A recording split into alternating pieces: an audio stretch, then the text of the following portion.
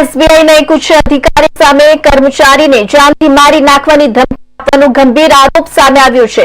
Bahauddin college નજીક આવેલી SBI bank office હેડ સુધીર શર્મા સામે ચીફ મેનેજર રવિન્દ્ર ધર્મનાથ પ્રસાદે ફરિયાદ નોંધાવી છે। ફરિયાદ અનુસાર રવિન્દ્ર પ્રસાદ એક દિવસની રજા પૂર્ણ કરીને પોતાના સિનિયર અધિકારીને મળવા તેમની ઓફિસમાં ગયા હતા।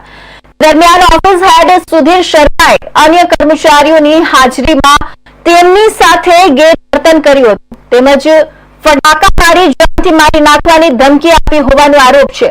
સુધીર શર્માના વર્તનને લઈને અગાઉથી ઓફિસના અન્ય કર્મચારીઓમાં પણ અસંતોષ જોવા મળતો હતો।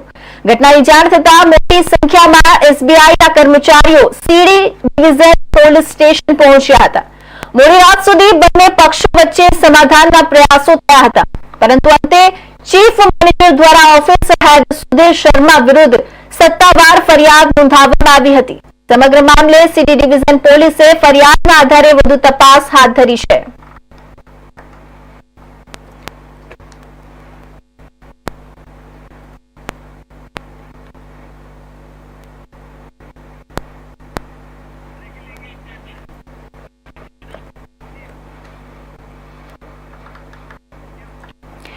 તો આ તરફ મહત્વના સમાચાર નીટની પરીક્ષાને લઈને